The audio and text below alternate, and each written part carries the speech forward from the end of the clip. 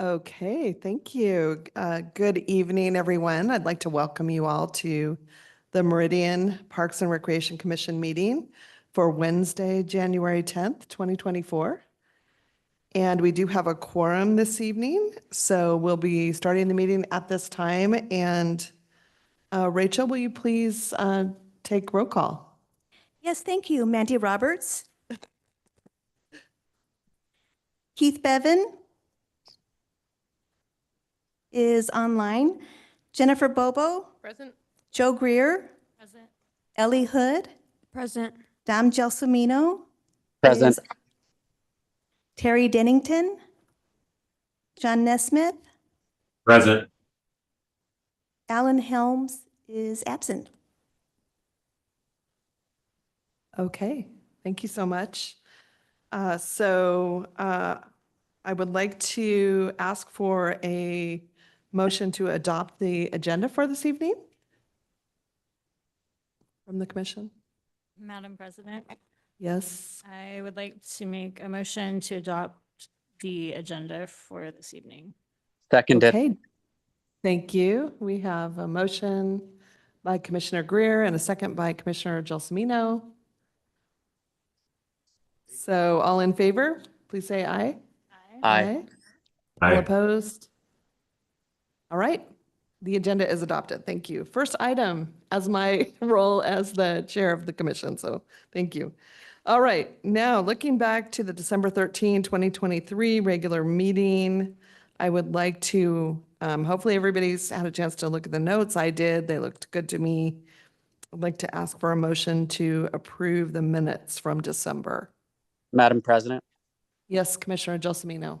I'd like to make a motion to approve the minutes from from the December meeting of the commission. Thank you, Commissioner. Do I have a second to that motion? I'll second. We have a motion by Commissioner Gelsomino and a second by Commissioner Greer. I would like to I'll ask all in favor, please say aye. Aye. And all opposed, nay. Okay, motion passes. Thank you so much. So we'll move on to our agenda for this evening. And the first item is announcements.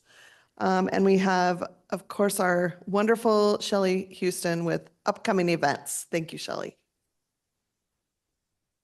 I only wish we had many upcoming events, commissioners. We're kind of at that awkward time of year, as you can see by looking out the window, that the weather's really not conducive to much activity. So it is kind of that awkward time of year. I think even last month, I maybe gave you this colorful sheet with all the dates of kind of the major upcoming events. The reason I'm giving it to you again is because I was able to fill in a few of the gaps. Some of the events that were missing their 2024 dates, I've clarified and verified and added to this. So if you're the type that hangs it on your refrigerator, use this version, please. It's got more complete information. Like I say, there are no real community events right now. I even checked to see if there were coffee with the mayors or town hall meetings, and they're working on it, but there's nothing to announce. We will this spring, once the weather warms up adequately, we will have grand opening events for, there's the Pathways Trail Hub, which has some new artwork and some new pieces. And then also Tully Park has a brand new playground. Its playground was kind of replaced this fall and winter, kind of under the radar, but it's done and looks real nice. So when the weather allows, we'll have events for those.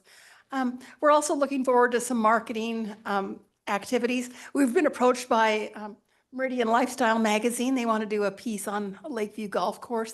The writer happens to be a golfer, and she's impressed with their staff and the improvements she's seen. So we'll be working with them.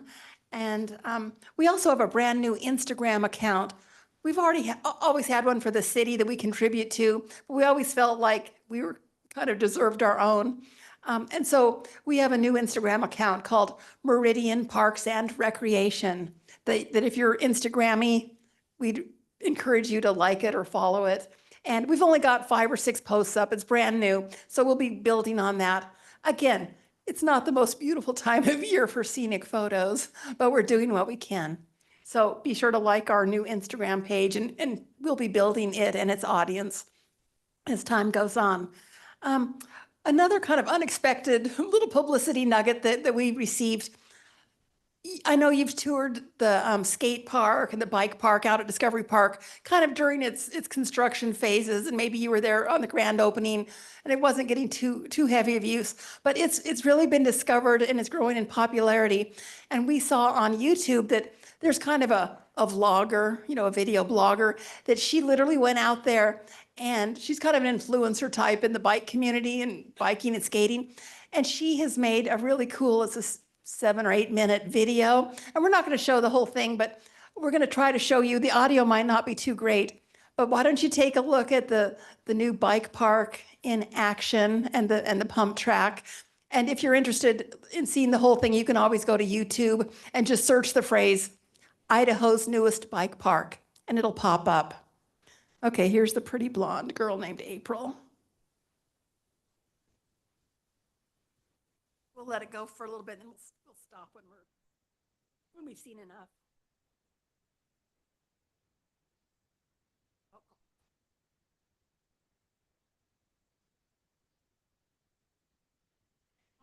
Today I'm at the Discovery Bike Park in Meridian, Idaho, and it is the grand opening.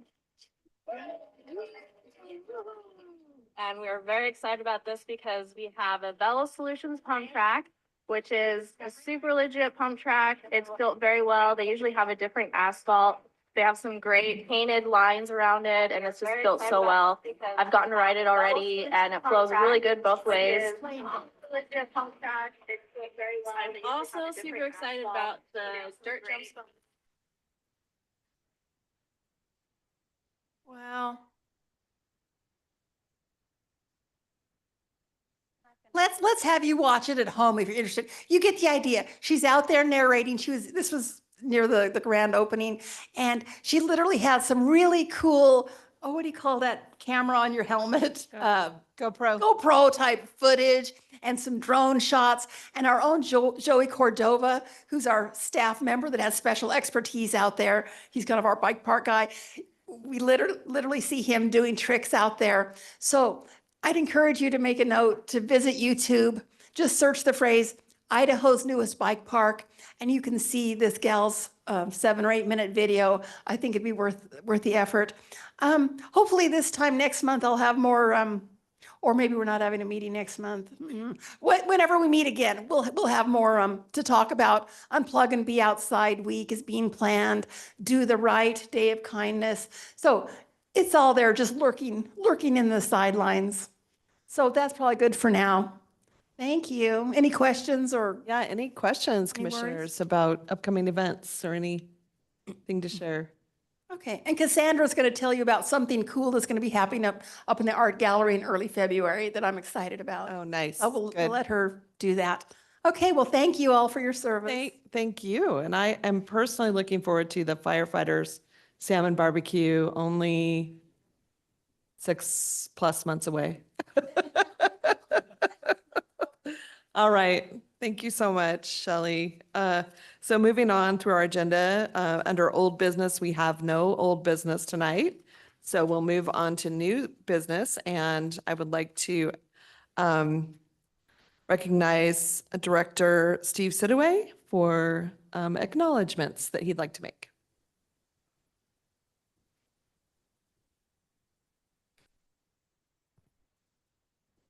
Thank you, Madam President, Chair. We're gonna have to, we've always called our position president, but I believe it's going to be standardized soon across all commissions to be chair. So Okay. you called yourself the chair is probably right on track with Yay, good. where we're heading. But Keith Bevan is our outgoing president. Keith, I don't know if you have the ability to turn on your screen as part of this, but I did warn Keith I was going to do this with him remotely tonight. But Keith has been our president for this past year. And as director, I just want to publicly thank him for his efforts as president, for leading the commission, and for helping us monthly with our agenda reviews. And I'll share my favorite Keith Bevan moment, and that is on our Christmas float.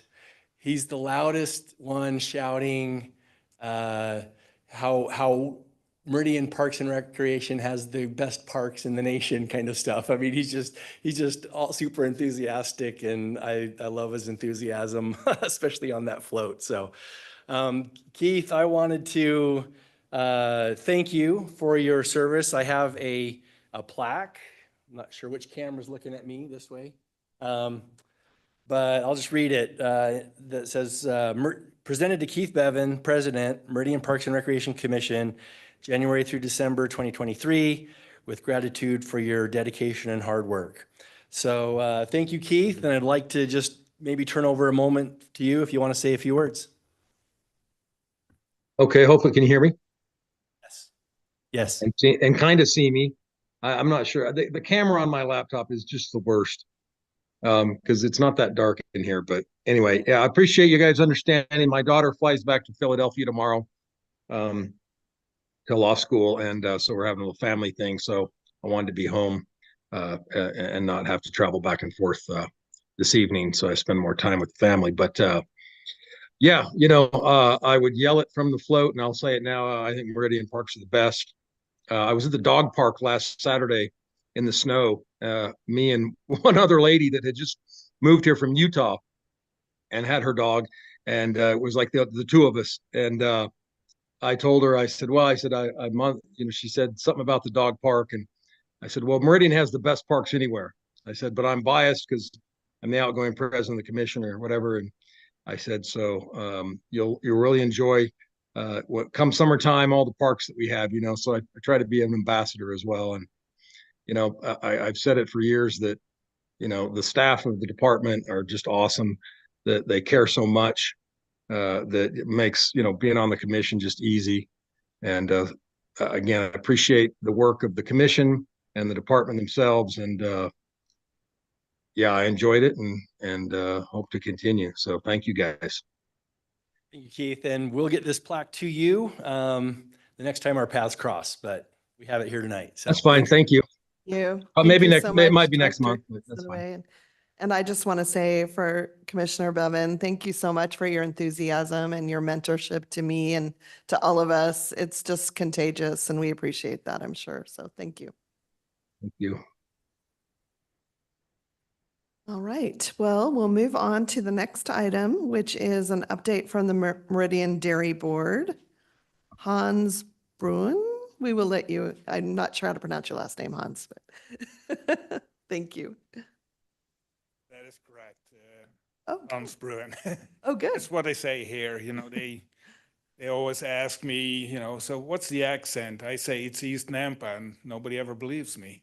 I was born and raised on a dairy farm in Holland. I can go back probably 10 generations, both on my mom and my dad's side, and they were all dairy farmers. The farmhouse I was born in was over 300 years old and about 9 feet below sea level.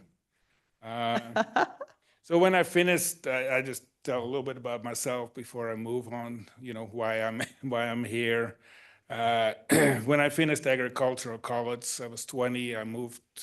Came here for a year as a student visa. I had relatives that farmed in Nissa and in Nampa, and they all got smart. They were all dairy farmers in Holland. When they moved here, they became row croppers, so they didn't have to milk cows anymore. So in the wintertime, there wasn't too much to do, so I went to a family friend on a big dairy in the eastern panhandle of West Virginia. I was going to be there 3 months. That ended up being 5 years. I decided this country is not that bad, so I kind of like to live here. But when time was to start my own dairy, I loaded up about 25, 30 head of Ayrshire cattle and moved them from West Virginia to Meridian, Idaho. I rented a dairy on the corner of 10 Mile and Overland. It was the old Harold Aidsey place, is what it was called. If you remember, they had the barn had 3 nice towers on it. Of course, now the exit is there. It was right next to Jerry Dirksen's dairy. It was also a dairyman that immigrated from Holland. So when I was building my herd, the rest of the time I worked for him. Then in '88, I bought a dairy in Nampa and moved there. And then in the mid '90s, it was get big or get out. And I decided to get out. And now I work, this will be my 18th fair in charge of the Western Idaho Fair competitive department. So all of 4-H's, FFA, you enter a cow or a cookie, it'll come through my office. But either way, in 1987, Jerry Dirksen was on the dairy board and he said, hey, you want to take my place? And I said yes. So 37 years later, I'm still there. So what is the dairy board? We're, we get confused a lot with the United Dairymen of Idaho, which is not right. I mean, we're a completely different group. It's the Meridian Dairy and Stock Shows Incorporated is the organization, and we have a 9 board volunteer member.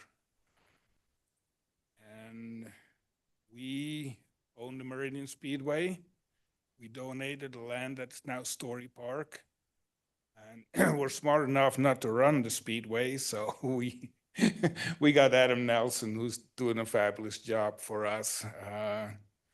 But that's the reason why Dairy Days is being held at the Speedway and at Story Park. So a couple of years ago, we decided, well, we were starting to get some businesses interested in sponsoring us. And I go, oh, okay, maybe they're, that's all right. So we actually hired a marketing agent a couple of years ago, and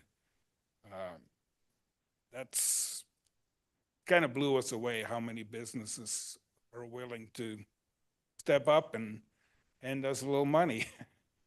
So thanks to that, this year, we're able to hand out about $23,000 in scholarships for FFA students from the Treasure Valley and surrounding areas that are going into some kind of field of agriculture. We're just about ready to finish a rotation that each student can reapply for 3 additional years. So for the 4 years in college for $1,000, and we are able to do that for 5 students. So a total of 20. And then on top of that, we support a lot of the 4-H groups when they go to conventions, national, regional. We'll help them out. We support several contests at the Western Idaho Fair that has to do with either the dairy department or the southern districts, which is 8 local counties. Their oral presentation competitions. We've started to support the pay-to-play at the Meridian Athletic Program. That has to do with former council member Keith Bird, who was also a dairy board member.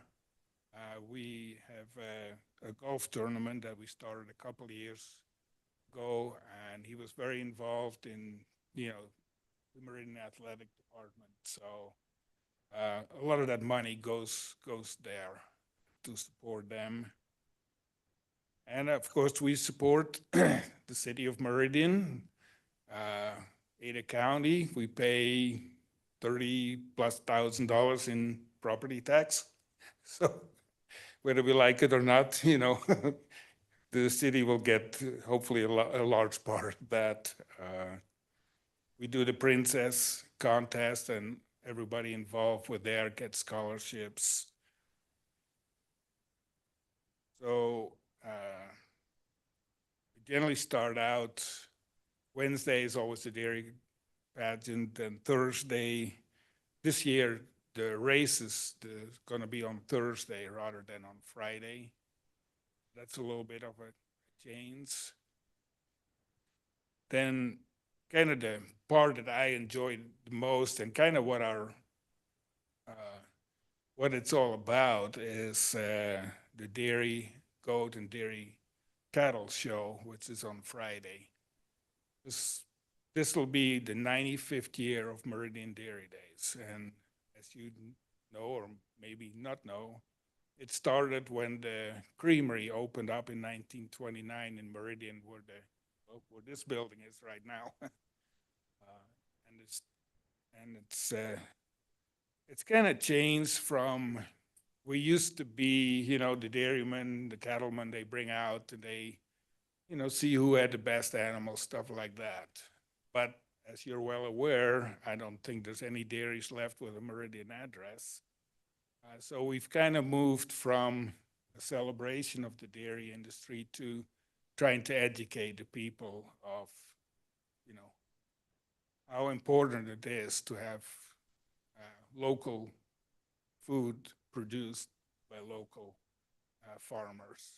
And local now means, basically the state of Idaho, southern Idaho. And that's too why we want to support young people, and hopefully they'll return to agriculture in one way or another. We've added, throughout the years, we've added live music. We got a stage in Story Park. Vendors, general vendors, food vendors. Years ago, the Chamber of Commerce was generally in charge of whatever was happening in Story Park. They've kind of changed directions again a little bit, but we felt that something was needed, so we continued that tradition and expanding on it and trying to get it, bigger and better. And then, of course, the parade.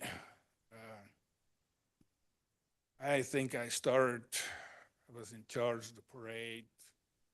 It was like my first job because nobody else wanted it. And I remember when we were out north of town, what was that, Smith Food or something back there? And then there was the back road, what was 2.5 Street? I think we lined up at 2.5 Street, and it was at that point, the parade hasn't left yet, so it's okay to still enter. And then we kind of went around, and then Channel 7 came on board, and we had to put a deadline, and we've kind of become a victim of our own success. It's now the largest parade in Idaho. With, I don't know if you believe Meridian Police, 20, 30,000 people showing up. And it's just a lot of work, as everybody knows. But it does bring a lot of people in, and we really want to thank where Garrett comes to our meetings. When we start planning, and the crew at Story Park is just amazing. They have to put in a lot of overtime. Things are crazy. The Friday night goes late. They have to get everything cleaned up, and then Saturday we go again. Saturday night goes late, and you know how much trash piles up, bathrooms, all that stuff. So really want to thank the crew at Story Park for everything they do. They're always ready to, got them on speed dial. They've got us on speed dial, and really want to thank them. One of the things we didn't do last year, we didn't have any fireworks. People asked, how come? Well, I think that for about 10, 15 minutes, it's like $6,000, and it gets more expensive every year. And we're thinking, wow, there's 6 scholarships for $1,000. So we're looking at see if maybe some like drone shows, but they're even more expensive, at least at this time. So hopefully maybe down the road. As we tell people, just wait a week or so and it's the 4th of July and you can see all the fireworks you want to or not want to. So no, I appreciate inviting me over to say a little bit about Dairy Days and the partnership we have with Parks and Rec and the city of Meridian too. They've been great to work with, especially when it comes to all the logistics about the parade, and things really got kind of messed up when they changed everything to one-way streets right in front of the, right in front of the speedway, and then figuring out where live traffic ends and parade starts. So. Well, thank you. Thank you so much, Mr. Brune. Yes, do any of the commissioners have any questions about Dairy Days or? Madam President, Yes. I'm just curious. Thank you so much for that history, because we've had some people from different areas of Meridian explaining some of the things that go on, and how fortunate are we that you wound up in Meridian? It's and I grew up on a farm, so some of the things you're saying hit my heart, because we grew corn, and so I know as a kid, we didn't talk about going to college, but and we raised pigs. We only had one dairy cow. We had a milk cow, so we could have some milk. But anyway, I think that we're honored to have you, and I'm curious if there's a decrease in how is 4-H going? Do you see less interest, or? Actually, on the dairy part of it, and there is a program, it's called the Treasure Valley Heifer Replacement Program. And that program it's just a tremendous program for 4-H and FFA kids. And one of the requirements in that program is you have to show at your own fair, wherever that is, and at Meridian Dairy Days, and then at Western Idaho Fair. How that works is the kid buys a dairy heifer when it's about 4 months old, and then they raise it all the way, get it bred, show it, and then it sells as like a month before it's gonna have its first calf. So about when it's almost 2 years old, it sells at the Western Idaho Fair. It's a little bit like a market animal, like the 4-H does and FFA, but it's a longer program. It's like a 15-month program. And what I like about it, the animal goes on into a dairy and becomes a productive animal. As a kid, because I see the kids when they sell their animals in the tears, and all that at the fair. These animals, even though these kids too, but they know that animal is not going, to slaughter. It goes to, hopefully. But either way, that program, it has, I think, something like 20 kids in it, and some of them have more than one animal, so there's like 30 some animals. And that program is what keeps the dairy part of 4-H and FFA going here. Well, our milk cow, she was a Guernsey, but we had to calve her, and so I had to bottle feed the babies, or the calves, and they were named, T-Bone, because they did not have a bright future, but it's just part of life, living on a farm. We had, everything that we had there was part of our dinner, so but thank you. Yeah, I still have one. Like I said, I milk Ayrshire cows, which are a red and white breed. I still have one old cow left from the time I was milking cows. So. Wow. Wow. That's great. That's great. This is bringing back memories for me growing up around here and being in 4-H. We raised lambs. So those lambs definitely went to market.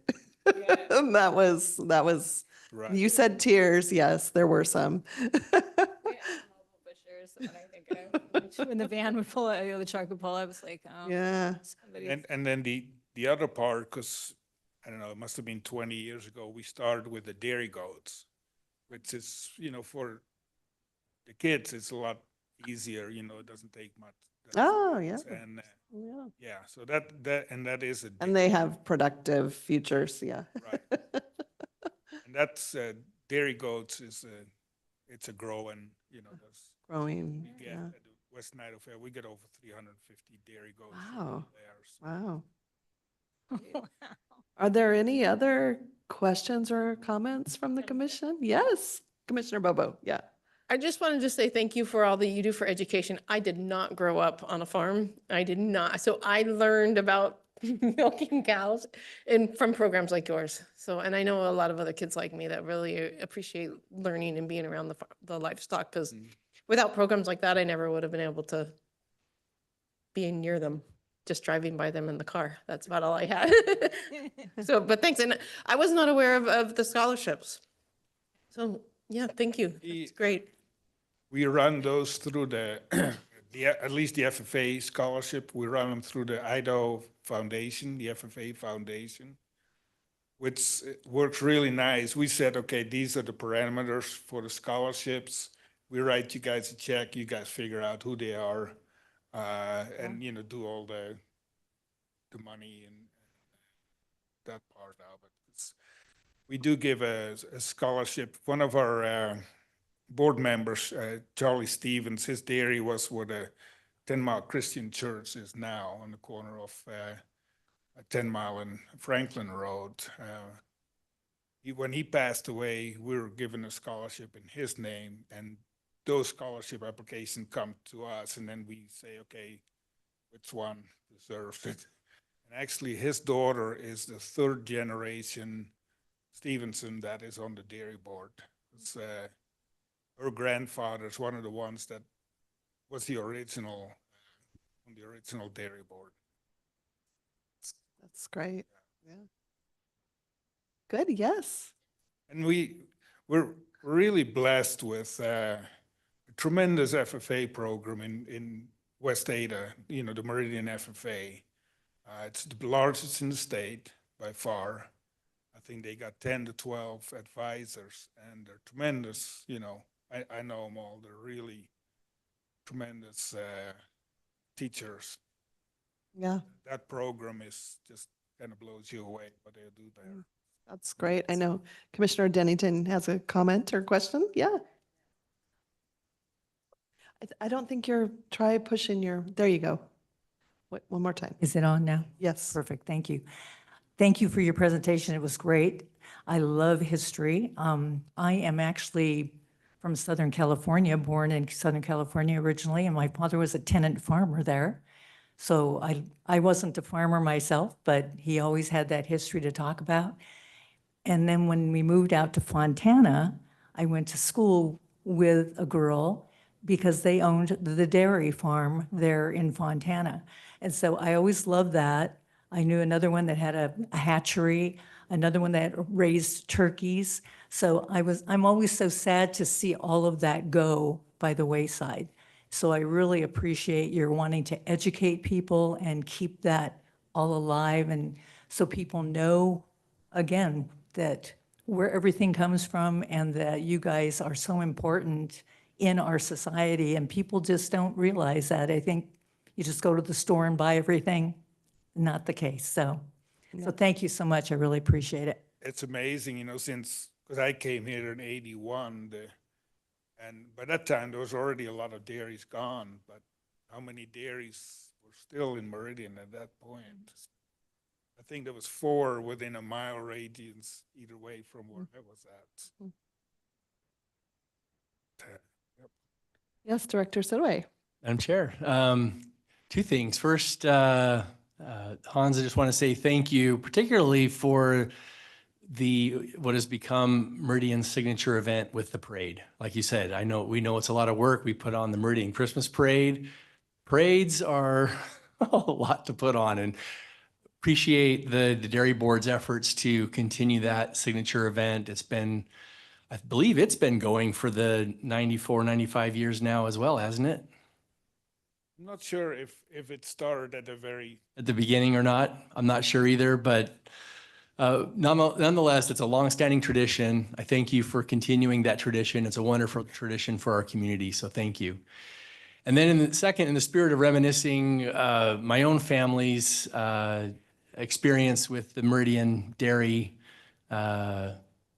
scene, I remember stories from my uncle. He used to have a route where he would pick up dairy products in South Meridian and deliver them to the creamery. And so we have a family tradition here too that is involved with Meridian Dairy. So thank you. That's wonderful. Thank you so much. I just want to say, I think having pride in our community is so important, and a big part of that is recognizing our history and keeping that alive for, future generations. And so we are at this turning point where we don't have any active dairies, and, that history needs to be kept alive in the future. So everything you guys do is so appreciated. Thank you so much. Yeah. Thank you for coming this evening too. Yeah. Thanks for inviting, give a chance to talk about it. Yes, absolutely. Madam President, real quick. Oh, yes, please. here. Oh, yes, Garrett. Thank you.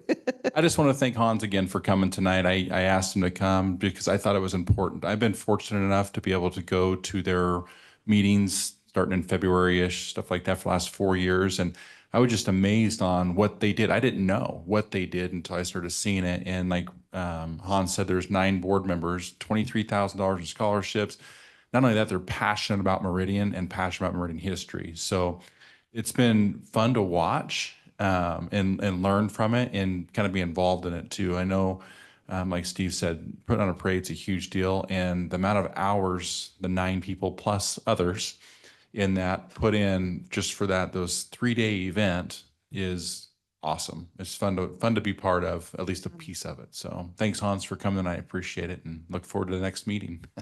Yes, thank you so much. And I'll express one more thought, and this is totally my own, but I think it was a good decision to value scholarships over the fireworks. And I myself was a recipient of multi-year scholarships when I went to the University of Idaho from a family of very modest means, and it was so helpful to me to get through school. So I think that's great. And 4th of July is only a week and a half after Dairy Days, so we've got fireworks then, right? Lots of them everywhere. So I think I like that decision personally. A majority of the scholarship recipients are going to the University of Idaho because that's one of the agricultural centers for Idaho. Yeah. Okay. Yeah. We give them a chance to go out of state as well. It's whatever Oh, good. they want to go, and hopefully they'll eventually come back and Yeah. do something. Good. Yeah, grow local foods for us to eat. Thank you so much. Appreciate you. Yeah. All right. Well, we'll move on to our arts and culture update from Cassandra Schiffler.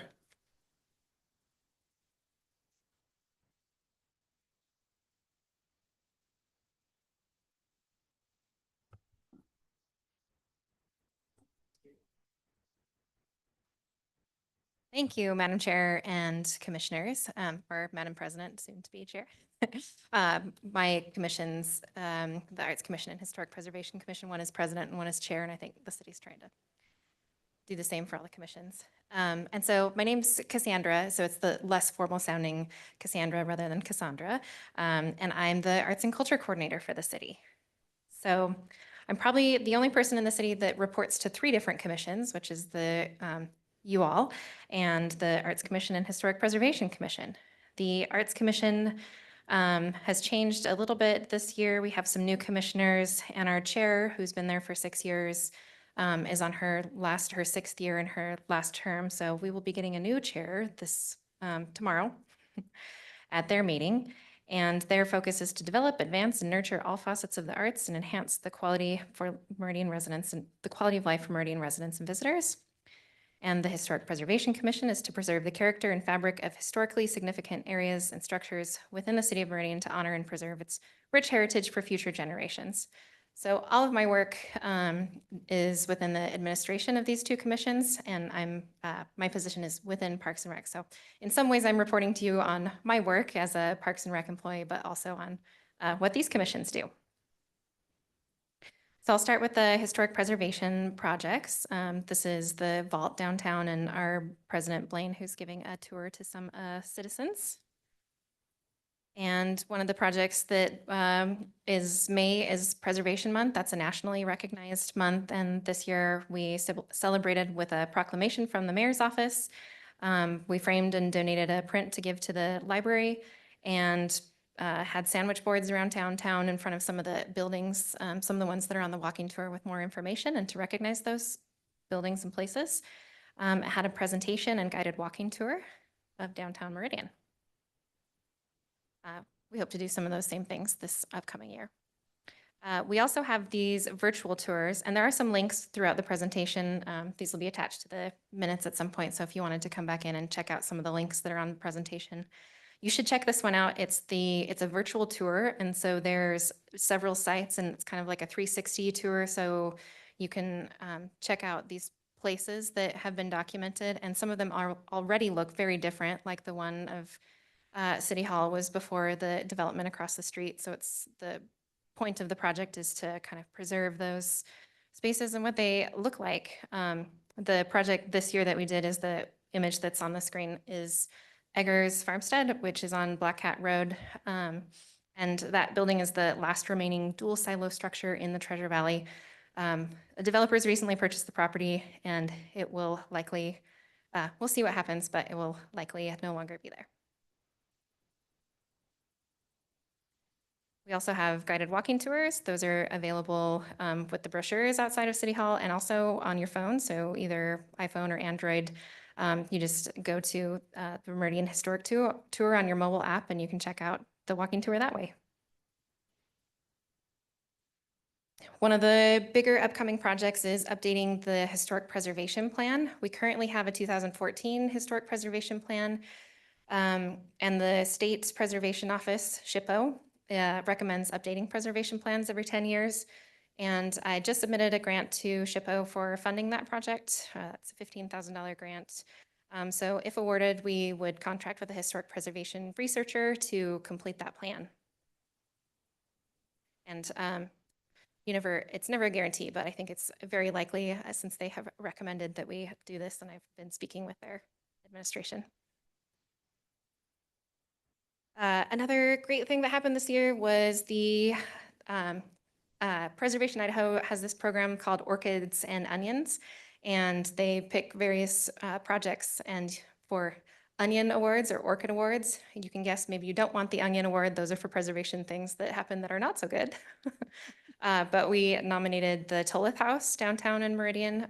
That's hidden gem events. You can see it used to be, I can't remember the name of it, but the antique store, and it's now been kind of renovated by Elizabeth Burgess. She did an amazing job, has restored a lot of the interior and the exterior to sort of look like it used to with the white paint. And this is on the National Registry of Historic Places, and it's kind of a gem for the community. So it was nice to have that award. And again, that's a link with the Channel 6 story, which is kind of nice. If you go through the presentation later, you can check out that in our story.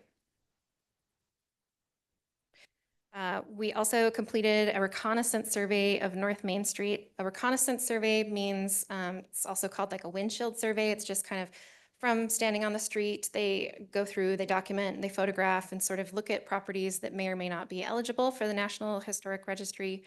And 256 properties is a lot, so they did individual site forms for each of those. And they did identify 2 potential districts, and the district is sort of that, one of them is that one of those few buildings along that street, and then one of them is along North Main Street. So we're still waiting for SHPO to review the results, see if they agree or disagree. Potential next steps might be nominating it for the National Historic Registry as a district.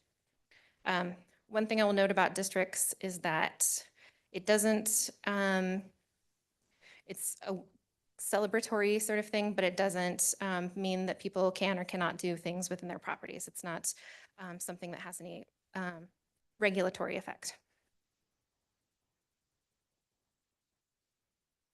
So I move on to arts projects. Arts are a little bit more of my personal background. I've worked in the arts for the past 17 years in galleries and museums and frame shops and community printmaking studios. So I have a lot of hands-on experience with arts projects. And we had a really great year this year. So I'll start with some of our public art projects. The way that Meridian funds our public art projects is through the MAPS ordinance. It's 50 cents per Meridian resident. So as we get more residents, that fund grows each year. Also, I completed a public art work plan in collaboration with the Public Art Committee, and that was approved by the Arts Commission. And we had lots of projects that came to completion this year.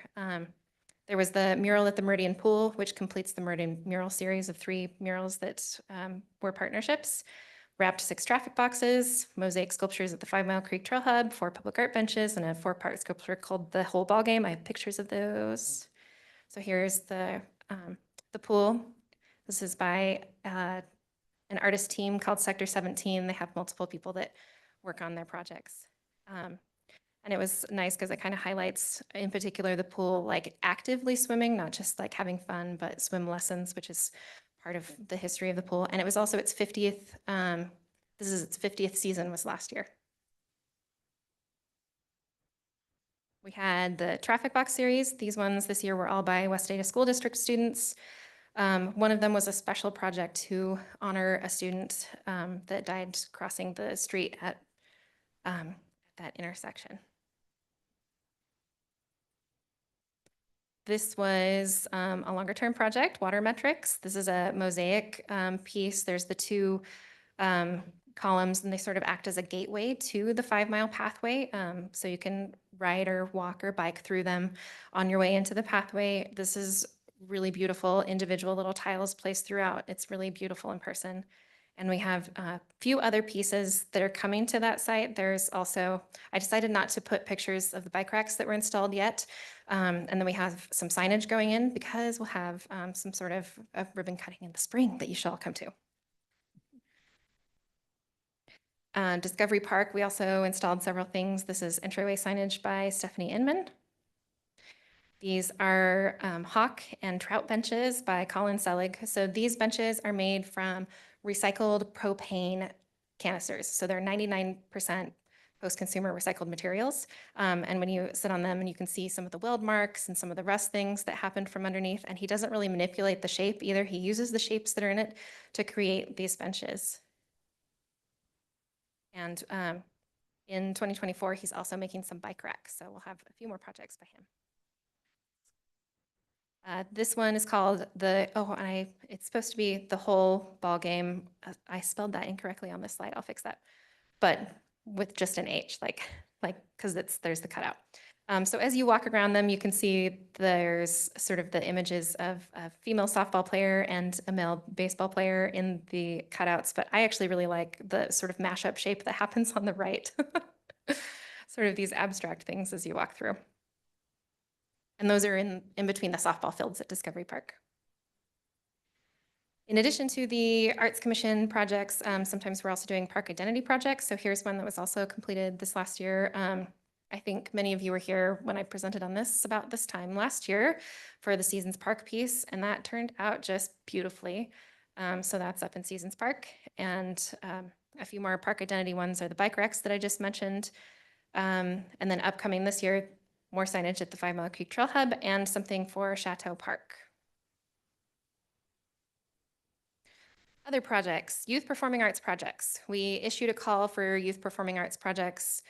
2 projects were selected for funding with the Huckleberry Star Theater and Treasure Valley Children's Theater to enable them to pay for cast fees and put on these. The Huckleberry Star Theater, actually, their main performance was not in Meridian, it was somewhere else. And so they proposed to do some sort of promotional performances in some different spaces. They did one at the Village, one at the movie night. This is their one from movie night. And forgetting where the third one was. Oh, at Main Street Market. So they did it at the market. So that was kind of a nice, like, spontaneous performance that you weren't expecting in these public spaces. And that call is active. I don't know if you saw it on the website and things. Deadline for that is February 2nd. So we're looking for more, it can be, nonprofits will be given preference, but it could be like an educator or someone who's just coming up with a project and has a performing arts background. They want to involve youth, and it has to be within the city of Meridian. Concerts on Broadway also falls under me. This year we worked with an illustrator to do that design, which I had a lot of really positive feedback on this design of with the City Hall coming out of the guitar case and the Broadway being like the street sign. So this was a really nice design. Hopefully some of you have been to the concerts on Broadway. These are several images. We also have openers. So going from left to right, we had Marimba Boise, and they opened for Guilty Pleasure. And then we had the Treasure Valley Children's Theater. Those are the students performing part of their, let's see, Newsies Junior show with the Kings of Swing playing. And then we had Ballet Folklorico Mexico Lindo playing an opening for, they used to be called High Street, now they're Summer Groove Party band. We also had Art Week. The Art Drop's really popular activity that happens all week. And I've been working in collaboration with Renee for the Community Art Party, which has kind of been an evolving event. First year it was at Kleiner Park, and then we did it downtown, and it was less of a collaborative effort, but then this year it was really, truly a collaborative effort. We had the chalk art competition, Busker Fest, there was a mural happening, and we had awards for the Busker Fest and the chalk artists supported by Connections Credit Union. So this next year, this continues to be an evolving event. And at some point, Renee, when she gives you her talk about events, she'll probably talk about it more. But we're moving it to Kleiner Park because we had a lot of people and downtown. It's difficult to coordinate an event. It was kind of vibrant and wonderful to have downtown, but it was hard with all these different corners, and we had lots of people. So there's more space at Kleiner Park, and you have the band shell. We had several classes, including history walks, business classes for artists, writing class, plein air class, improv class, which was canceled. We just didn't get participants for that one. There was a discussion panel in the gallery, which personally, that was one of my favorite events for it because it got people up into the 3rd floor of City Hall where we have a gallery. Have you heard that we have a gallery up there? And it was a really nice educational piece. We had some panelists come in from someone from Idaho Commission on the Arts, someone from a gallery, someone from a nonprofit to talk about how artists can put together applications for different opportunities. It was a really interesting talk, got some really good feedback from people who attended that. So I'd love to have more discussions in the gallery like that. Had a gallery reception and ended with the concerts. Oh, and so these are some pictures from the community art party, and you can see in the lower left, like that is the most people I have ever seen in Generations Plaza. It was packed. And so this year, the Art Week is also coinciding with National Arts and Education Week. So we'll kind of theme some of these things. I think we'll still do most of the activities, but kind of really have that education focus. So gallery exhibits, had 11 exhibits with, we showed 236 artists, if you can believe that. That's probably more than we've had most years. Partly that's because we had a lot of organizational group shows. The Idaho Watercolor Society had a lot of artists. They put in panels through the middle section. Plein Air Painters of Idaho, Treasure Valley Artists Alliance, and Capitol Contemporary Gallery. Each of those shows had 30 or 40 people in some of them. And some group shows, the West Ada School District show. And we did one solo show with work by one artist in the gallery. So we had more artists than typical. We showed a lot of artists. This is the current show in the gallery with the exhibiting artists at Capitol Contemporary Gallery. Full disclosure, I'm one of the artists at Capitol Contemporary Gallery, so my work is currently in the gallery, although I normally wouldn't ever show my own work, but I'm part of that gallery, so my work's up there. The next show, and this is what Shelley had mentioned, opens on February 6th, and this is a collaboration between Boise Open Studios Collective and Ballet Idaho. So they worked with Ballet Idaho. They went in and they worked with the dancers to get some images, and then the artist made work with about the dancers. And then at the opening, we will have Ballet Idaho come and perform at the opening. So that's, if you don't come to any other opening, you should come to that one. We're pretty active on social media, so if you want to follow some of the arts and history activities, you can follow those Facebook and Instagram pages. And so what's next? We had a really great year, but what's happening now? So we have the 2 calls out right now, call for transit stop shelter public art projects. This is a project, it's funded by MDC. They're providing the funding and in collaboration with Valley Regional Transit to put artwork in the form of like vinyl wraps, the way that we do on the traffic boxes, on the 2 shelters that are in Meridian. One's at 3rd and Pine and one's at 10 Mile Crossing. And I think we'll probably have really good participation for that. It's a really good opportunity for artists. They'll submit just kind of a sketch at this point, but then they'll work with a design committee to come up with a final project. And the theme for it is getting around Meridian. So it's a Meridian theme plus transportation. So we'll see what people come up for that. And the Performing Arts Projects call is, oh, and you know what? I'm looking at this and I have the 2 deadlines switched. So the transit stop call is on the 16th and the Performing Arts ones is the one that's coming up next on February 2nd. And then the gallery opening and the Chateau Park Identity and Theming Project. So we'll work with a committee of some arts commissioners and Parks and Rec commissioners and some citizens and some city staff to come up with that project. And planning for Art Week and the concerts, Preservation Month activities, and Historic Preservation Plan. Those are kind of the big things that are upcoming on my end. So with that, I'll stand for any comments or questions. Thank you. Thank you so much, Cassandra. Any comments or questions from commissioners tonight? Anybody online have any comments or questions? Yes, Commissioner Bobo. I just want to thank you for all you do. The art is amazing in Meridian. It even when we have company come in, that they always comment about the boxes and the wraps. And I'm like, oh, and then when we drive by the murals, they love it. And it just makes me so much even more proud of the city that we live in for the beauty that it has. Thanks. Yeah. And the water, the mural at 5 Mile, I love it. It's even better when you get up close. So if you've only driven by it, you got to stop and look at it because it's even better. It is. Well, the tiles have all these little sparkles. Yeah. And there's little surprise ladybugs and little surprise things that you And didn't there's a notice. geocache coin in there. That's the whole thing too. So actually a lot of people visit it because it's a geocache stop. Ah, interesting. Okay, well, yeah, Commissioner Dennington, and then Garrett, I know you have a comment. Yeah, Commissioner Dennington, please, yeah. Thank you. I always love the initial point. You know that because I come to many of those. I love the fact that you have the artists there to talk with. I learn so much from them on how they come up with their ideas, what they're doing. So it's so cool to have that kind of thing available. And I'm amazed at how many things that you have available to the city to do. And I'm not sure everybody knows a lot about them, and maybe some, and you're getting bigger and bigger crowds at those kinds of things. But I think all of the art projects and the historic preservation pieces of that, the combinations, I think it's really wonderful. So thank you so much. Thank you, Commissioner Dennington. And I see you at many of the openings and I appreciate it. Thank you. Great. Well, I think we'll move on. I just wanted to make a couple of comments. One, I agree that the Initial Point Gallery is kind of it's definitely a hidden gem in the community. And when I tell people, well, do you know that we have a public art gallery? A lot of people are surprised. So one thing I just wanted to check on is what are the general hours of open operation for that, for people to come in and see it?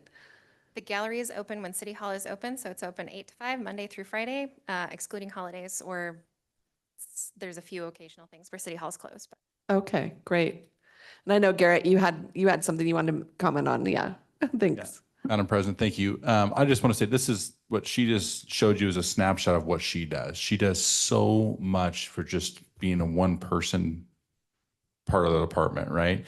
The pool mural, I get to see that almost every day in the summer when I go to the pool and stuff like that. And I've told her before, it exceeded my expectations. And let us some parents and stuff like that over there. It's kind of one of those tone setters. You walk into the facility, you walk up to it. It's done so well that you just automatically like, oh, this looks good. This is gonna be a great facility to go and use. So kudos to you for getting all that stuff done and doing all the selection process on that stuff. But she just does such a great job year round that it's worth acknowledging. So good job.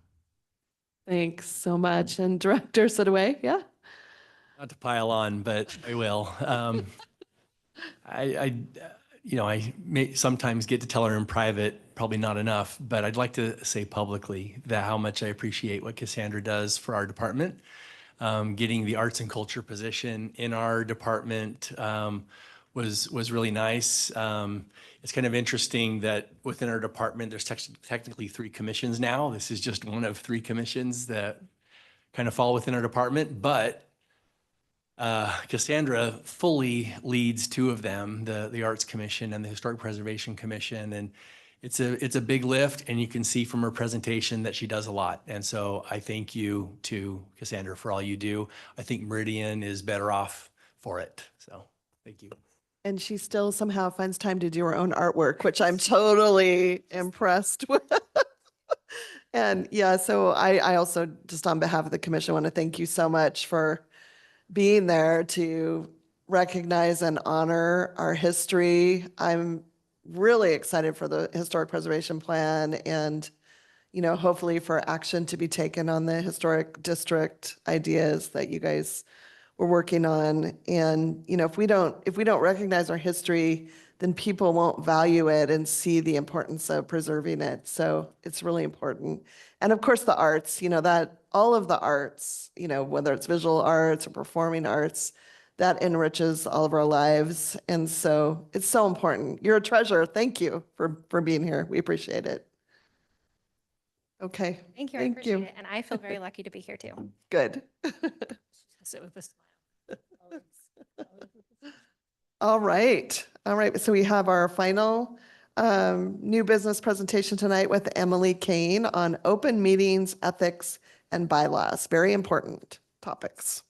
Yes, I really wish I were not following Cassandra with this, but That's okay. to be here. Thank you. I'm Emily Kane. I'm a deputy city attorney in the city attorney's office, and many of you, and I'm seeing some of your faces for the first time because I usually camp out online. So I'm glad to be here tonight.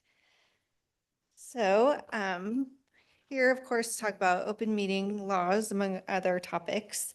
So the open meetings law is in Title 74 of Idaho Code. It's a chapter called, the title is called Transparent and Ethical Government. And it says, among other things, that the people of the state of Idaho have formed government to serve them. They don't yield their sovereignty to the agencies so created. So it's by the people truly. The legislature finds that it's the policy that the formation of public policy is public business and shall not be conducted in secret. So that's the foundation of the open meetings law. Nothing that any of us do at the commission level or the council level is secret. Does the open meeting law apply to you? Yes, it does. All meetings of a governing body of a public agency shall be open to the public. So the city is the public agency, and a governing board is any board with authority to make decisions or recommendations. So that's you. City council, of course, is a governing body, and our commissions are sub-agencies of that body. So under the law, it's pretty clear. Not only commissions, but also your committees. We used to have, the Parks Commission used to have some standing committees, and you haven't had that for several years, but in the event that you do, those meetings are also subject to the open meetings law. A meeting is a term of art, and it is either a quorum plus a decision or a quorum plus deliberation. So of course, the magic ingredient is a quorum, and anytime you're together making a decision or deliberating, that's a meeting. A decision is an action, of course, and deliberation could be receiving information, exchanging opinions, telling people what you think, anything related to the business of the commission. The open meetings law requires that all commission and your committee meetings have to be noticed before you get together, so at least 48 hours for a regular meeting. There are special meetings that has a shorter period of time, but Rachel is so good that you hardly ever see anything within that 24-hour period for the commission. Notice has to be posted at City Hall, so physically on a bulletin board here, which was quite the challenge during COVID. We learned a lot about what posting could mean, but it also can be on the city website.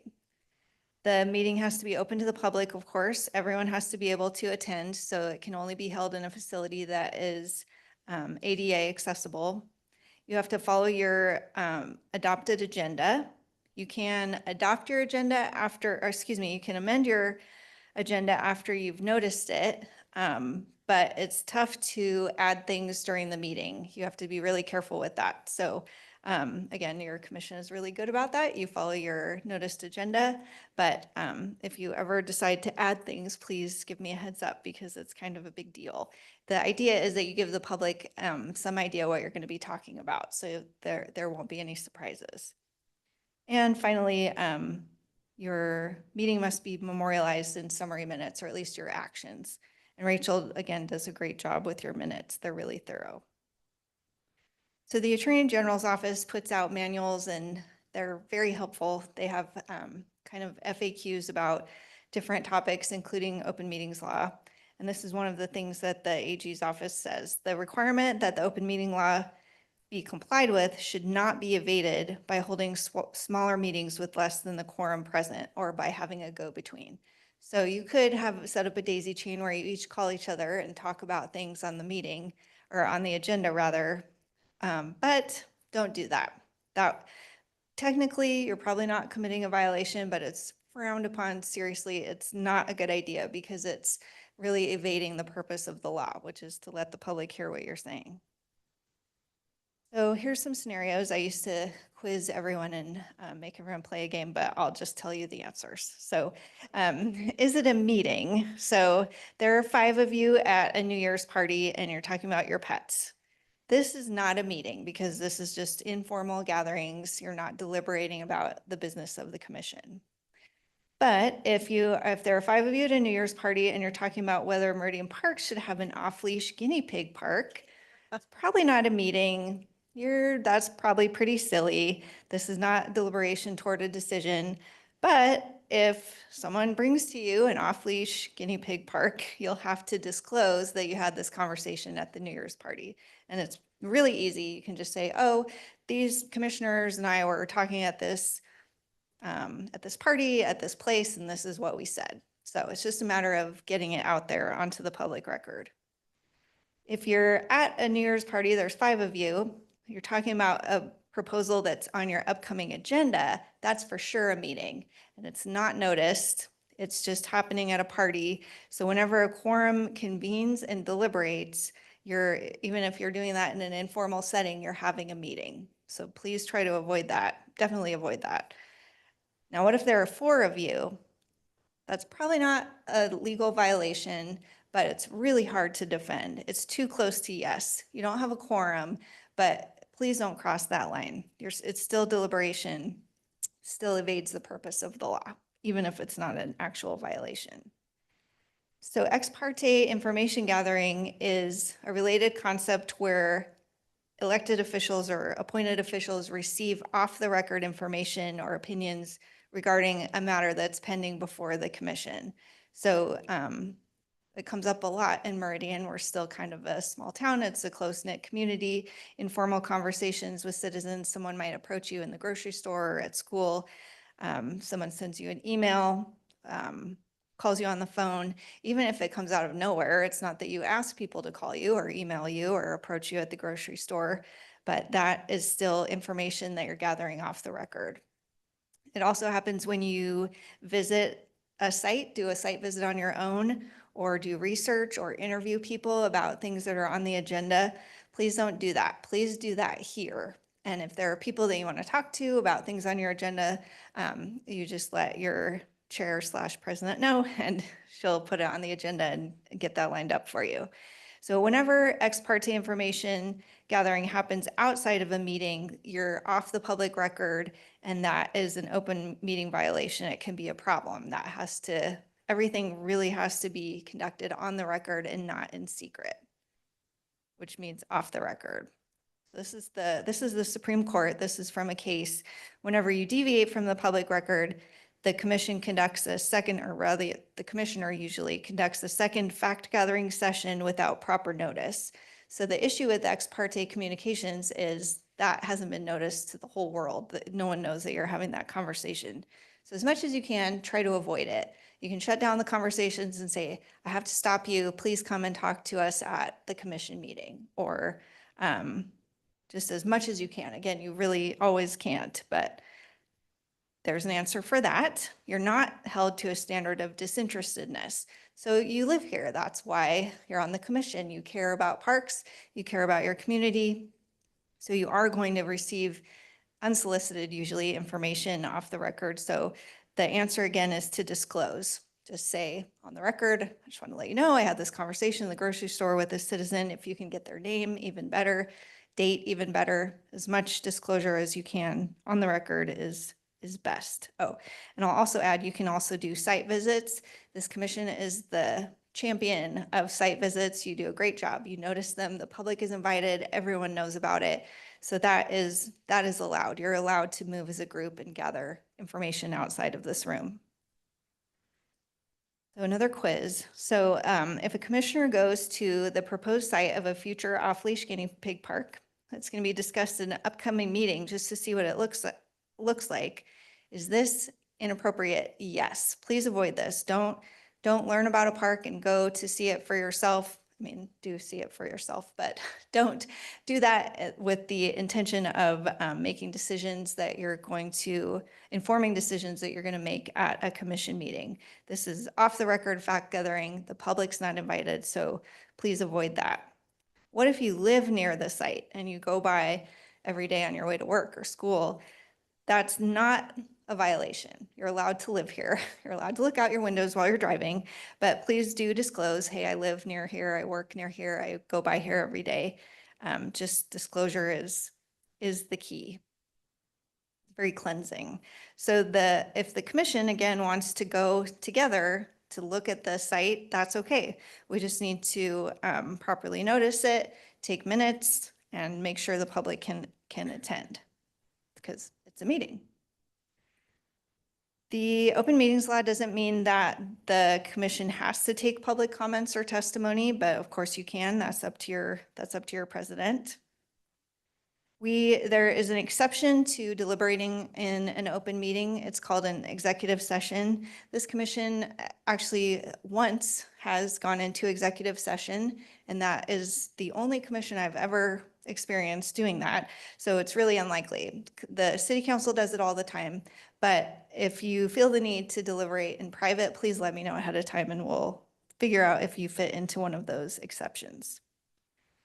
The open meetings law does allow meeting by phone call or online platform as long as one of you is physically present here, which we learned a lot about that during COVID, of course. A lot of us were remote, and we just need to make sure that the remote people can hear, the remote commissioners can hear, and voting can't be secret. So that can't be happening on a chat function. It can't be happening by secret ballot. It just has to be verbal. Email, text, and social media is a hot topic, less so again for you, so thank you for that. But if you have a quorum of commissioners on an email thread or a text thread and you're deliberating, that's also an illegal meeting. Again, no one knows you're there, you're not physically present, no one can hear you, and you might be voting in secret or making decisions in secret. It also creates a public record if it's in writing in any form, and that is subject to disclosure to the public, which could be a real mess, especially if it's your personal email, which it would be because you don't all have city email addresses. So please don't do that. Rachel, sending out an administrative message is not deliberation. It's okay to receive that information. It's even okay to reply all and say, I won't be there, or whatever you're doing, though. Please don't reply all. That's annoying. If you do act in violation of the open meeting law, that action is void. It's like it never happened. And everything that comes out of that is also considered tainted and also void. So you can see how this could mushroom into a big problem.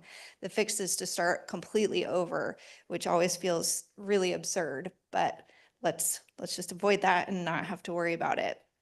If someone's deliberately acting in secret, knowingly violating the law, then you could be sued and there could be criminal prosecution. Anyone can sue. This is a much bigger deal for city council, but it's also, you are subject to it, so please be aware.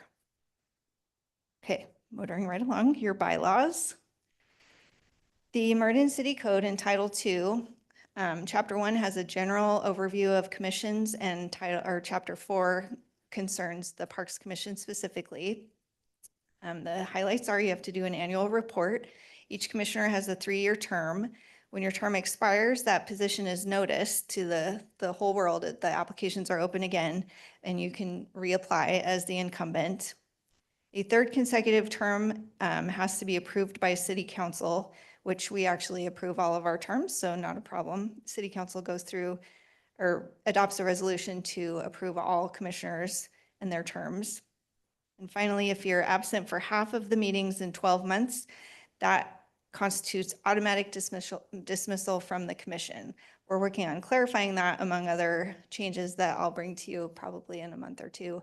And hopefully it will go as quickly as this. You do have bylaws. They're pretty straightforward, pretty standard. It says that you must comply with the open meetings law. Appearances before the commissioner at the discretion of, this says council president, it should say commission president. So again, the president really runs the meeting, in charge of the agenda, establishes who comes to the podium. Your elections are in December by a longstanding tradition. And as you know, the sitting vice president is automatically nominated for president. Moving right along. So ethics in government do apply to volunteer commissioners. So these are generally laws. Self-interested contracts are covered in these sections of state and city code. And it generally says that commissioners can't be interested in any contract with the city. So if you have a business that does business with the city, that could be a self-interested contract. There are some special rules for volunteer commissioners, but step 1, if you want to do business with the city, please contact me as soon as you figure that out, because there are exceptions, as I said. We need to do a big analysis. There are disclosure requirements. In Idaho Code Section 181361A, there's a whole laundry list of things that you need to do to cleanse that violation, which you can do since you are unpaid by the city. There are also some other exceptions when it's really hard to find someone that does a particular kind of work. Oh, or if you have a remote interest in the contract. So maybe you work for a big company that has a contract with the city and you're just kind of a cog in that company, that's kind of a different situation too. So feel free to call me and we'll talk through anything like that. Conflicts of interest are where you are asked to make a decision as a commissioner that will financially benefit you or a household member, personally or professionally. So this is distinct from bias, like you might have an opinion, a strong opinion that you had before you came in the door. That's a little different it's very different from a financial gain that you'll realize. So just being right is different from getting money. And conflicts of interest are about money. So if you feel like you have a way to direct the conversation in such a way that will benefit you financially, please let me know ahead of time, because again, there is a way to cleanse that, but we need to figure that out ahead of time. So the statute actually gives you a get out of jail free card by contacting our office. We do the analysis, and if we find a potential conflict, we would guide you through the process. It means you have to disclose in writing I would have to do a little presentation to talk about why you are or are not free of this conflict, or at least can act regardless of the conflict. It is a bit of a rigmarole, but it's doable. We've done it before. And then the commission would vote on whether to excuse you from voting. There are rules regarding accepting gifts. So you cannot accept gifts of more than $50 in value in your capacity as a commissioner. This, again, comes up a lot more in the city council realm, I hope. And you can't accept any gift of any value that might influence your actions on the commission. You also can't grant favors to say, quid pro quo, if I do this for you, you give me that. Again, with recommending bodies, it doesn't come up very often, but just something to keep an eye on. If you do commit an ethics law violation, there are civil and criminal fines. The big one, of course, is bribery. That's a felony, so please don't accept bribes. And if you violate Meridian City Code, there are fines. This is unheard of, but this is why we do the training, in part so that when you think of it, you'll call us. This is a summary. Just are you receiving a personal benefit? Avoid ex parte information gathering. Make sure that everything you do is noticed, everything is available to the public. Be careful about gifts, and think about self-interested contracts if you're ever doing business with the city or thinking about it. This is my contact information. It's easy to find me. If you want to read any of these laws yourself, you're weird, but it's available here. It's all online. You can easily Google. And then, as I mentioned, the Attorney General's office has some really good manuals online: open meetings law, public records, and ethics in government. And I actually weirdly enjoy talking about this, so feel free to call me anytime and we'll just spend some time doing that. Does anyone have any questions? Yes. Question from the commission. Yeah, Alan Helms here. Thank you, Chair and President, I'm sorry. This information gathering seems strange. I'll use a good word.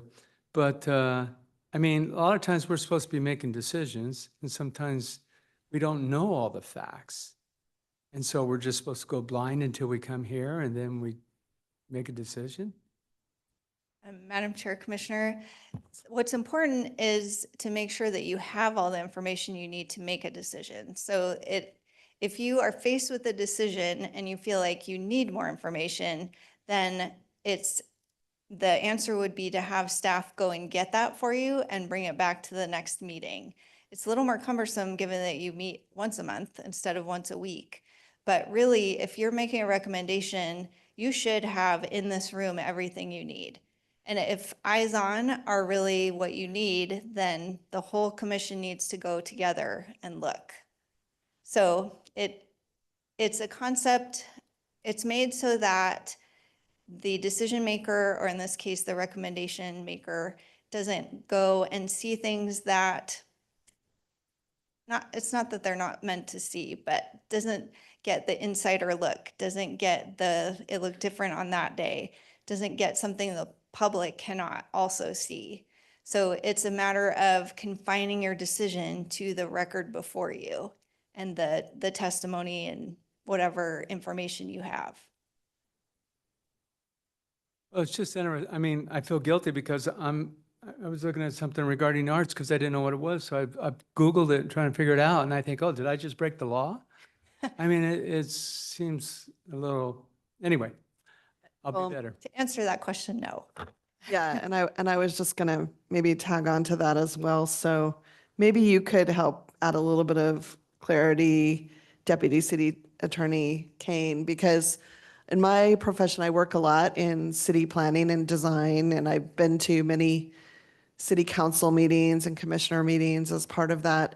And they will often have a portion of the meeting that is kind of a council or commissioner reports where they've gone to an event or they've, attended a committee meeting or something. They're bringing back information to share, but it's not necessarily something they're deliberating on or actively considering. So yeah, maybe help to clarify that a little bit. Sure. So that is definitely the key. So if it's informational, so Cassandra's presentation, whenever Cassandra presents, I am also on my phone going, oh my gosh, that sounds so cool. So yeah, when you're receiving information, especially, I mean, in this presentation, you've been encouraged to go find out more information. So that's the difference, is informational, and what, you're welcome to learn everything you want to know about anything. But if you're asked to make a decision, if you're asked to make a recommendation, this again comes up more often in the context of an application a lot in land use. It's a huge deal in land use. But it's important whenever you're deliberating to all be deliberating on the same thing and specifically so that the public can see what you're talking about. So if you were to be asked to make a decision and you Googled information that wasn't on the record, no one knows that you're doing that and no one can see what you're looking at. So that's secret fact gathering and secondary fact gathering that no one knows about. So now you have information in your head that the public doesn't know, the applicant, if there is an applicant, or the presenter can't address that. The commission can't talk about it. So it's happening off the record. Yes, President, Commissioner may I try Helms, yeah. again? So, well, a lot of times, well, let's use the planning commission. It's just, anyway, so, and I'm a firm believer in kicking the dirt before you make major decisions on whether you're going to buy a piece of property. I mean, and so like, I understand from what you're saying is like, if you've got a proposed commercial development, that Black Cat and Franklin, let's say, and all of a sudden, you know, it's on your agenda and you're reading through it and you say, well, it's on my way home. I'll take a look at it. I mean, it sounds like we are supposed to be representing the public and we're going in kind of half blind on not realizing, oh, guess what? There's a pig farm next door that will really affect this thing, or you know, I don't know. It just seems like from everything I've ever done in my business life, it seems like you're going in really without the facts and what the input is on the communities, without kicking the dirt. Yeah, so anyway, I know I can't change the law, but when elected king, I'll do something about it. Thank you for your time. I appreciate it. I know you're doing your job, so Yeah. thank you. Thank you. I mean, I think the key is to avoid anything that we're going to be deliberating on, to gather any outside information or consult with anybody. But, you know, a lot of our deliberations, we are not really that regulatory, I guess I'll say. So, you know, I don't think there's many opportunities for us to get in trouble, but just, it's good to hear these things to make it clear. So we appreciate that. Madam Chair. Yes. Oh, yes. Commissioner Greer has a comment okay, first, sure. Director. Yes. I was just going to elaborate a little bit on that because I know the decisions that the recommendations that we make as a commission are typically related to something to do with the park, like maybe art. But I do know I've been asked to be on committees where the artists have not been selected. And so that is where that would be an issue, as opposed to, I live on 10 Miles, so I knew where the trail hut, right? And we've had a visit out there. And so I think at least how my interpretation is that it's kind of more, if you don't have something in an interest in the actual project, then you're not breaking a rule. Does that? Well, I guess in general. it's a like, really if good you don't- example of a decision that you might make where you want to, you want to confine your decision to the information that you have, but you might want more. You might want to see the site. So you can go as a committee and see the site. You might want to know more about the artist applicants and you can ask staff to get that. It's really, so it's when you're sitting in a quasi judicial kind of seat. So if the judge doesn't get up off the bench and go check things out and research things and make sure verify all the facts. The facts are brought to the court. So the tribunal is you, and you're really confined to that in part because if it's challenged, we need to know what you were thinking about when you made your decision. So it needs to all be there. The whole body of your thought needs to be together. And it can't be, something secret, something in your head you only know, or something that only you saw, or something that you're considering and no one else is. So that the art's a perfect. That did happen. There was I think it was a park naming. They were going to name the park and we didn't know anything about the person. And so we asked for more information. And so instead of going and looking it up, we just, as a commission, asked that they come back with more information. So, Yeah, thank you. Good. I know Director Sidaway had a comment. Yeah. Thank you. Maybe a specific example for the benefit of Commissioner Helms and myself. It's a question along the lines of ex parte communication, and I believe the key to that is whether or not it's something that's actively on our agenda and going to be deliberated.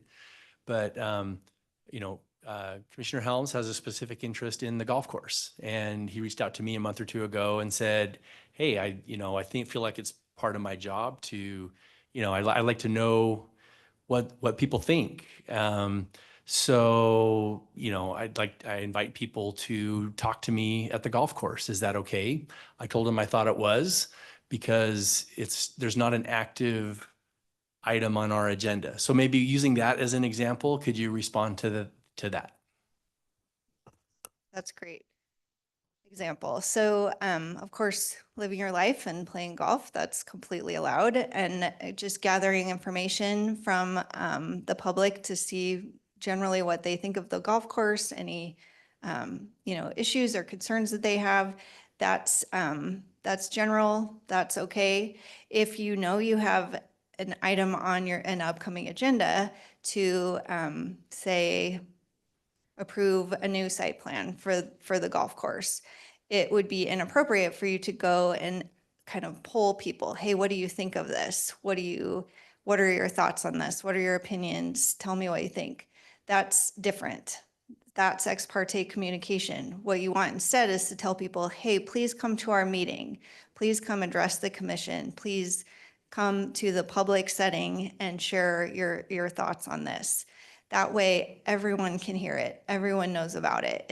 There are no secrets. There's not information offline that you have that you're using to make a decision that no one else has.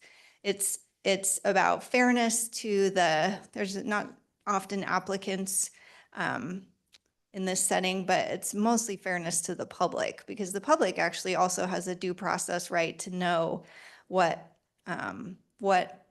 went into a decision of a decision maker. Again, you're a recommending body, but the same principle applies. So the public has a right to know what informed a recommendation or a decision of the commission. So getting non-public information is a violation in that context. Okay. And maybe just a generalized follow-up, that we're not held to a standard of disinterestedness. I think it's not wrong for commissioners to talk about parks and recreation with friends and neighbors. Correct. They can talk about it. They can talk about what they like. They can talk about what they don't like. They can ask, when you need to be careful is when you think something is coming up on an agenda, then don't invite them to come address the commission. I agree. Perfectly said. Okay, Commissioner Dennington. Yes. Thank you. So all of the items that we really discussed for the goals that are coming up for the coming year, right, are things that are going to be coming up on the agendas. So we really shouldn't actively go out to look at specific things on that list and solicit information, that kind of thing, right? Madam Chair, Commissioner, I don't completely agree. That's, again, I would put that more in the bucket of the general community that you live in and general observations that you're making. That's a tricky one, because we certainly want it to be coming up on an agenda. It's hard to know. That's an indicator, of course. But as Steve said, if it's not on an agenda, definitely you're here because you're interested in parks and you are active in your community, and people do talk to you and you talk to other people. So that's encouraged. That's really the point of having a commission, because you are members of the community and members of the public. So I don't know that I would make it a point to go down the list and research and do site visits on each of those things. But having a generalized interest and keeping your eyes and ears open and, experiencing Meridian Parks and Recreation programming, that's all definitely okay, definitely encouraged. As Steve said, if it is on an agenda and this is an item that you're going to be asked to make a recommendation on, then it's important to really focus in on that and focus on the meeting and, maybe think, what might I like to see at the meeting? And let your chair know, let Steve and Rachel know, so that they can start gathering that information for you. But generally, the goals are aspirational, and they are physically on your agenda, but that's not an agenda item for deliberation and recommendation just yet. Okay, and so, because Fuller Park is actually my park, I literally can walk to it. I mean, I walk to it all the time, especially during the summer. So when when it comes to be on the agenda, then I can go to my neighbors and just say, hey, they're going to be talking about our park. You guys come to the meeting, that kind of thing, right? Yes, exactly. Perfect. And it helps a lot when when commissioners have experiences with parks or with programming that we're talking about. But it's just important to say, I live there, I go there all the time, I really enjoy it. It's an opportunity to kind of share how you experience them, but it's also important to make it clear what your prior experience is with those. But yes, that's a perfect example of gathering testimony, bring it before the commission. Thank you. Okay, thank you so much. It looks like all of our questions have been answered. So thank you, Deputy City Attorney Kane. We appreciate you. Moving on with the agenda, we do not have any workshop topics this evening. So the next thing is staff reports. Madam Chair, 5 things for you quickly this evening. The first is I want to publicly acknowledge a parkland donation by Marty Hill and a little bit by Brighton Corporation as well. It's out at Hillsdale Park. It's not a very large donation. It's less than an acre total between the two. But it's a nice little corner of the park near Marty Hill's house that allows for better pedestrian access into the park. And we've recently worked out a donation. It was approved by the council. We got those deeds approved and recorded for Marty's right before New Year's, and the ones with Brighton are still having the T's crossed and the I's dotted. But anyway, a thank you to both of them for a small but important donation that we are very much thankful for.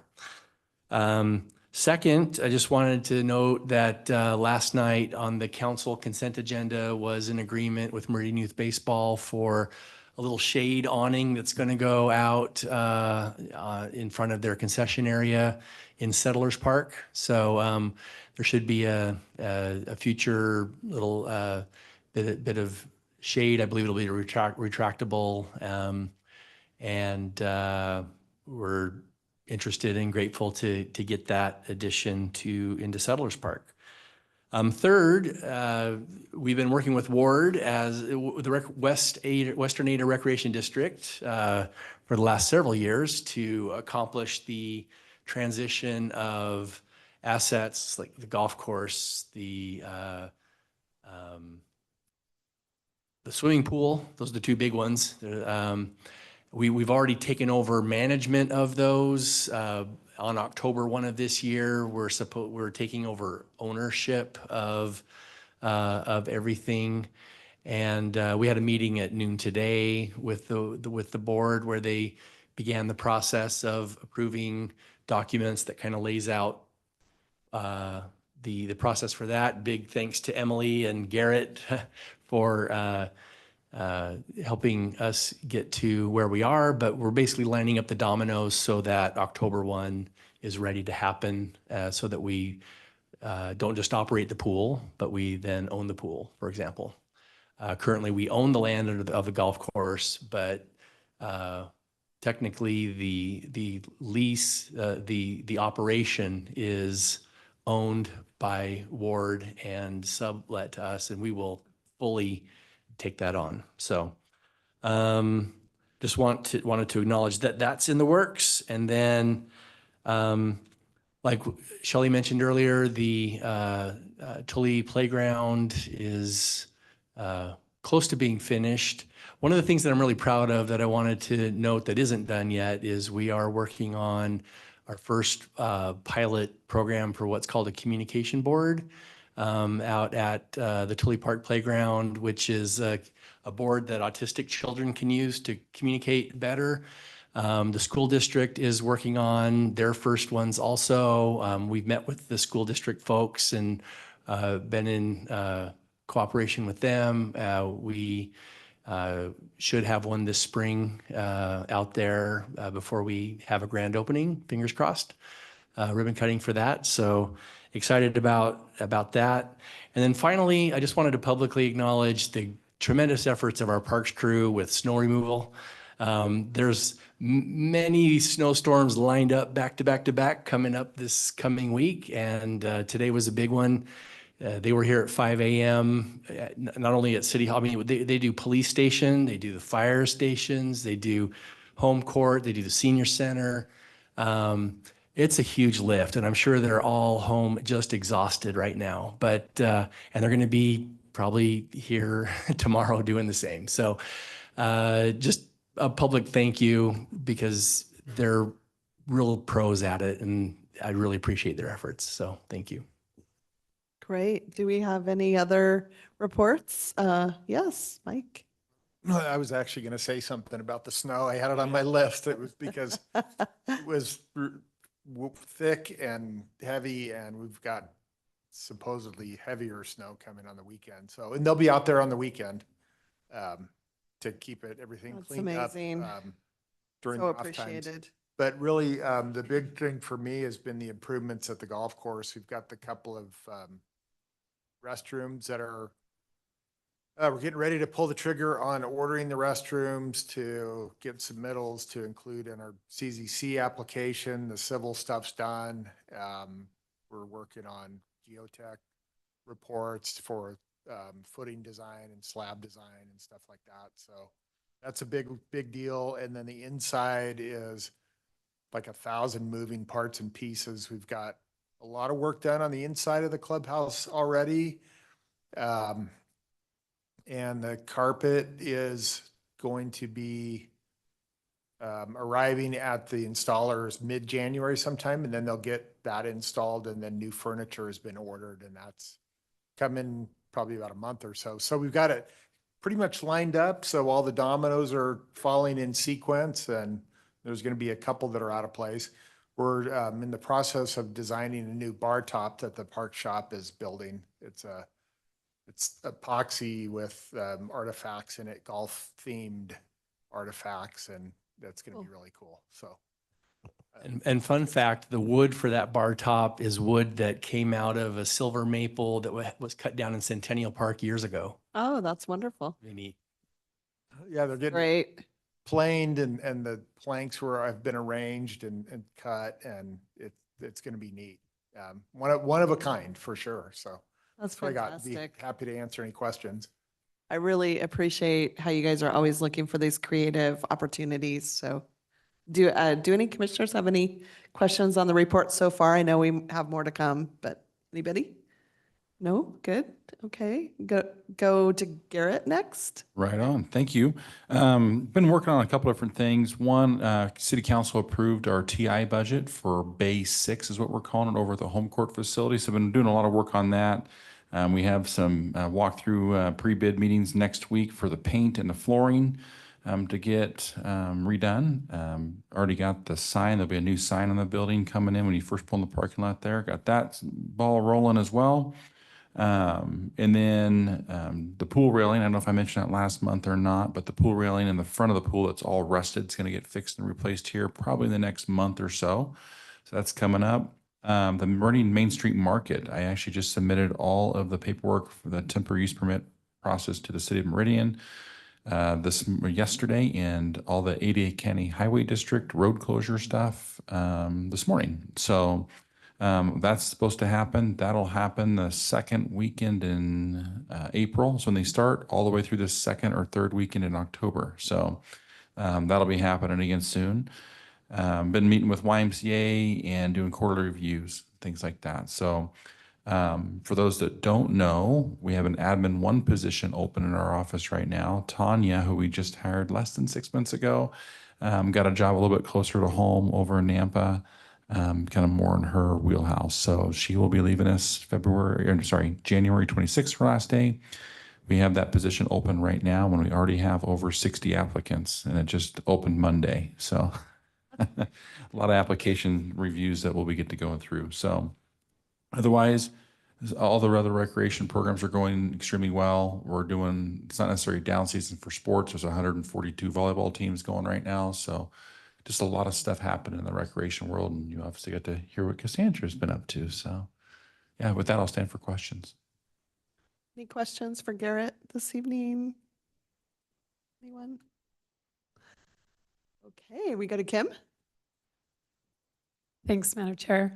The stretch of the 5 Mile pathway that is currently awaiting a bridge is still awaiting a bridge. Okay. Knowing this meeting was coming up, I did send an email directly to the bridge supplier who said, I'll check with my people. And we haven't heard back from him yet. So we will stay on that. I don't suppose the current weather that we're experiencing at large is going to speed things up any, but we're on it. The Mary McPherson pathway at the elementary school in Amity, we had a pretty speedy run of paving, got all the way to the school. And I know Friday I called the principal and contacted one of the school district contacts just to say we'll be affecting the corner of your schoolyard on Monday. I haven't been out there since it started snowing, so I'm not sure if we were able to squeak that, find a little bit of paving in before the snow, but that project was, substantially complete last I was down there. We did get a request into purchasing for the Pathways Master Plan update. So we've had a little bit of back and forth, and they expect that we can get the final advertisement out. They said end of this week or maybe Monday at the latest. So that's in the works. I did go out to State Highway 16 and the 5 Mile Creek when there was no snow to look at the pedestrian underpass out there. So that may go on a list of future projects. Okay. That's one thing I'm keeping in mind, not only that, but just other possibilities for future projects, as a lot of our pathway projects that have been in the works are kind of getting mostly buttoned up. Rail with Trail, we've had some action on. We have a consultant who's submitting applications both to rezone the parcels that we're kind of treating with the Friends of Children and Family Organization, and then we're going to redraw the lot lines. So a couple of different applications submitted to the city for a city project. It's kind of a funny thing, but that's moving forward. And we met with the grants committee just to get a final, which we don't have yet, but we had a good discussion today. Just, are we okay continuing with this? Can we meet the terms of the additional money we've requested? We'll be submitting a phase 2 application to get some additional funding to complete construction of the Rail with Trail, the first stretch, which is just west of City Hall. That's due mid-January. So that's starting to move along after quite a while. And then just general plan review and other things. I'll stand for any questions if you have them. Any questions for Kim from the commission? I do have. Yes, Commissioner Dennington. Yes, with all of the snow issues, there's really no snow removal on all of your trails, right? Or how does that work? Do people just clear it themselves? How do they do that? Commissioner Dennington and Madam Chair, do you really want to? I know that we do maintain the 5 Mile pathway. That's our major pathway, and we do take some responsibility for keeping that clear. I don't know much more than that. So why don't you jump in, either Mike or Steve? Well, so we have our snow removals on a tiered priority system, and we have tier 1, tier 2, tier 3. And pathways are generally tier 3. When we get back to back to back to back snowstorms, we don't get to tier 3. We do when it stops.